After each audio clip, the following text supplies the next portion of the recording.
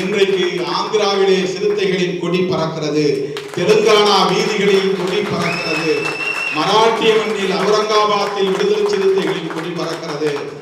இன்றைக்கு கேரளாவிலே கட்சியின் பொதுச் செயலாளர் ரவிக்குமார் அங்கே சிறுத்தைகளோடு பேசிக் கொண்டிருக்கிறார். கோழிக்கோட்டிலே கேரளாவிலே விடுதலை சிறுத்தைகளின் கொடி பறக்கிறது. எங்கோ புதூரில் நான் ஏற்றி வைத்த கொடி, இருவண்ண கொடி, நட்சத்திரம் பொறித்த நீலம் சிவப்பு கொடி இன்றைக்கு இந்தியாவின் கவனத்தை ஈர்த்திருக்கிறது. NDTVயில் இன்றைக்கு கூட்டணி ஆட்சி குறித்து தமிழ்நாட்டில் விவாதத்தை எழுப்பி இருக்கிறது. விசிகா என்று இந்தியாவே திரும்பி பார்க்கக்கூடிய வகையில் விவாதித்துக் கொண்டிருக்கிறார்கள். தலைப்புச் செய்தி, பிரேக்கிங் நியூஸ். NDTV தமிழ்நாட்டில் கூட்டணி ஆட்சிக்கான குரலை ஓங்கி ஒலிக்கிறது. விசிகாவுக்கு 4 MLA 2 MP உள்ள கட்சி அது. திமுக கூட்டணியில் இருக்கிற கட்சி என்றெல்லாம் இன்றைக்கு நாடு முழுக்க உரத்து பேசுகிற அளவுக்கு இந்த இயக்கம் வளர்ந்திருக்கிறது என்றால் நம்முடைய பொறுமையும் சகிப்புத்தன்மையும் நிதானமும் அமைதியான பயணமும் தான் தோழர்களே. எனவே நம் கட்சிக்குள் குழப்பத்தை ஏற்படுத்த ஒரு காலம் நாம் இடம் கொடுத்து விடக்கூடாது. நம் கட்சி தோழர்கள் மீது யார் எந்த சந்தேகத்தை எழுப்பினாலும் அதை செவி கொடுக்க கூடாது. சில பேர் ஆளாளுக்கு ஏதோ ஒரு ஈர்ப்புல லைக்ஸ் போடுறது, எழுதுறது, கருத்து சொல்றது, தயவுசெய்து இதெல்லாம் கைவிடுங்க. இதெல்லாம் இது ஒரு வகையான மேனியா.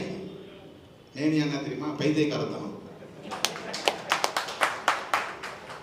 அது ஒரு விளம்பர பைத்தியம் அர்த்தம். சும்மா ஏதாவது ஒரு வீடியோ போடுறது, ஏதாவது பேசுறது, அதுக்கு லைக்ஸ் கொடுக்கறது, அதுக்கு ஏதாவது நினைச்சதை எழுதுறது, அவங்க இஷ்டத்துப்படிலாம் ஒரு கமெண்ட் கொடுக்கறது, நாம் அதில் போய் சிக்கிக்கூடாது. நம்ம கட்சியை பற்றி கடைசியாய் திருமாவளவன் வாயிலிருந்து என்ன வார்த்தை வருகிறது என்கிற வரையில் நீங்கள் பொறுப்புக்காக நீங்கள் ஒரு ஸ்டாண்ட் எடுக்கக்கூடாது. எல்லா கட்சியிலும் ஆளுக்கு ஒரு கருத்து சொல்றாங்க. எந்த கட்சியில கருத்து சுதந்திரம் இல்லை? எல்லா கட்சியிலும் இருக்கு. திமுக கூட்டணியில விடுதலை சிறுத்தைகளை சேர்த்துக் கொள்ளலாமா வேண்டாமா என்று தேர்தலுக்கு தேர்தல் மாவட்ட செயலாளர்கள் கூட்டத்தில் விவாதம் நடக்கிறது. பல பேர் வேண்டாம் என்றுதான் சொல்லுவார்கள். தகவல் வரும் நமக்கு. கடைசியில் கலைஞரோ தளபதி ஸ்டாலின் அவர்களோ திமுக கூட்டணியில் சிறுத்தைகள் இருக்கும் என்று முடிவெடுக்கிறார்கள். இருந்தது, இருக்கிறது. இந்த கட்சி கட்டுப்படுகிறது. அப்படித்தான் நம்முடைய கட்சியிலும் மாற்று கருத்து சொல்லுவது ஒன்றும் குற்றம் இல்லை. நாம் மாவோவை படித்தவர்கள். 1000 பூக்கள் மலரட்டும் என்றான் மாவோ. எதிர்கருத்துக்களும் மாற்று கருத்துக்களும் அனுமதிக்கப்படுகிற ஒரு இயக்கம் தான் ஜனநாயக இயக்கமாக இருக்க முடியும். நான் ஏன் அனுமதிக்கிறேன்? பாலாஜி பேசுறார், ஷானவாஸ் பேசுறார், சிந்தனை செல்வன் ஸ்டேட்டஸ் போடுறார், ரவிக்குமார் ஸ்டேட்டஸ் போடுறார், வன்னியரசு பேட்டி கொடுக்கிறார், ஆதவ் அர்ஜுன் பேட்டி கொடுக்கிறார். இவர்கள் கடைசியில் திருமாவளவன் பேச்சுக்கு உடன்படுவார்கள் என்கிற நம்பிக்கை தான் நான் அமைதிக்கிறேன். அவர்களின் கருத்தை சொல்லலாம். ஆனால் கட்சியின் கருத்தாக கட்சியின் தலைமை இறுதியில் என்ன சொல்லுகிறதோ அதை ஏற்று உடன்பட்டு அதற்கேற்ப இயங்கக்கூடியவர்கள் என்கிற நம்பிக்கை தான் என்னுடைய அந்த அமைதிக்கு காரணம். அந்த நம்பிக்கை தான். என்னோடு இருக்கிற தோழர்கள் மீது எனக்கு நம்பிக்கை இருக்கிறது. அது அன்றையும் பண்ணு. அதுதான் ரொம்ப முக்கியம். நான் இவர் இப்படி இருப்பாரோ, இவர் இதனால இதை பேசுறாருன்னு சந்தேகப்பட்டா இயக்கத்தை நடத்த முடியாது. உண்மையில் பின்னணி எதுவாக இருந்தாலும் நான் உங்கள் மீது வைத்திருக்கிற நம்பிக்கை புனிதமானது, களங்கம் இல்லாதது என்ற அந்த அடிப்படையில் நான் என்னுடைய அப்ரோச். நான் உன்னை நம்புறேன், நீ என்ன வேணாலும் சரி. மனைவியை நம்பி கணவன் படுக்கிறான், கணவனை நம்பி மனைவி படுக்கிறான். அதனால்தான் குடும்பம் இயங்குகிறது. நம்பிக்கை இல்லைன்னா குடும்பம் இருக்காது. ஒரு கட்சிக்குள்ளே நான் வந்துட்டா அதுக்கு பிறகு தேரான் தெளிவும் தெளிந்தான் ஐயுறவும் தீரா இடும்பை தரும். ஐயன் திருவள்ளுவர் சொல்லியிருக்கான். தேரான் தெளிவும்னா இவன் யாரு, என்ன, எப்படி, இவன் பின்னணி என்ன என்று ஆய்வு செய்து தேர்வு செய்து அதில் தெளிந்து ஒரு முடிவெடுத்த பிறகு தெளிந்தான் கண். அப்படி நீ தெளிந்த பிறகு ஒரு மேல நீ சந்தேகப்பட்டால், நீ முடிவு பண்ணிட்ட நல்லதான், நமக்கு வேண்டியவன், இவங்களோட நம்ம நட்பு வச்சுக்கலாம், இவங்களோட நம்ம உறவு வச்சுக்கலாம், தப்பு இல்லை, இவங்க சொல்றதை நம்ம நம்பலாம், சொல்றதை கேட்கலாம், சொல்றது மாதிரி நம்ம செயல்படலாம் அப்படின்னு நம்பிக்கை வச்ச பிறகு அந்த நம்பிக்கை வைத்த நபர் மீது நீ சந்தேகப்பட தொடங்கினால் தீரா இடும்பை தரும், அதுக்கு தீர்வே இல்லாத துன்பத்தை தரும். 2000 ஆண்டுகளுக்கு முன்னால் ஐயன் திருவள்ளுவன் நமக்கு சொல்லி இருக்கிற அறிவுரை மனித குலத்துக்கு சொல்லி இருக்கிறார். தேரான் தெளிவும். நீ தெளிவு செய்யறதுக்கு முன்னாடி யார் இருந்தாலும் நீ ஆய்வு பண்ணணும், இல்லைன்னா நீ அவனை பழகக்கூடாது. பழகலாம், அது நட்பா மாற்றக்கூடாது.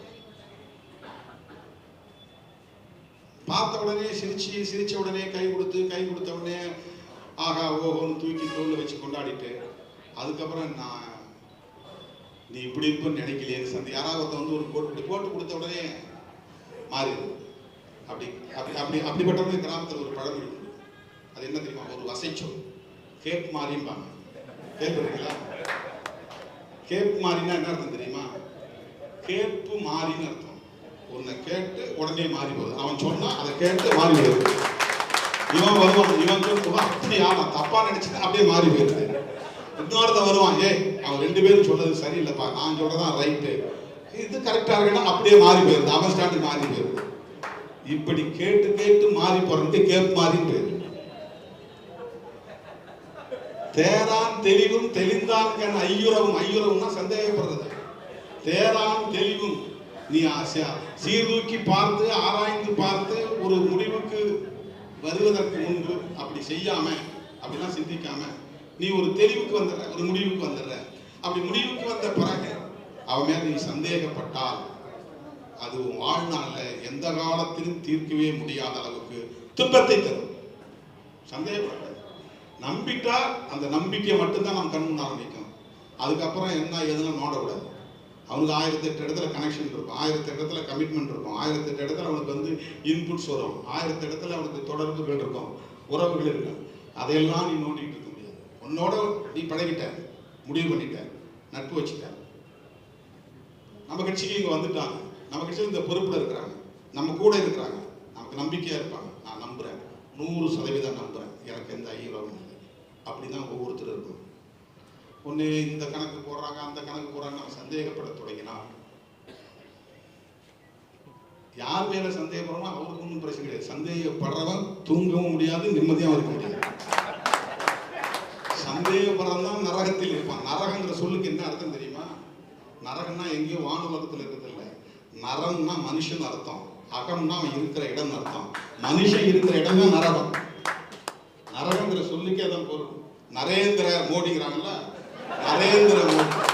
நரேன்னா மனிதன், இந்திரன்னா மனித இந்திரன். தேவ இந்திரன் தேவலோகத்தில் இருக்கிறார். மனிதர்களிலேயே இவர் பெரிய தலைவர். இந்திரன்னா தலைவன் அர்த்தம். நரேந்திரன் மனித குலத்துக்கான தலைவன் அர்த்தம். நரசிம்மன் அப்படின்னா மனித உருவில் இருக்கிற சிங்கம் அப்படின்னு அர்த்தம். சிம்மன்னா மனித சிங்கத்தை போன்றவன். நரசிம்மன்னா இவன் மனுஷனா இருக்கிறான், ஆனா இவன் சிங்கம், அவன் நரசிம்மன்.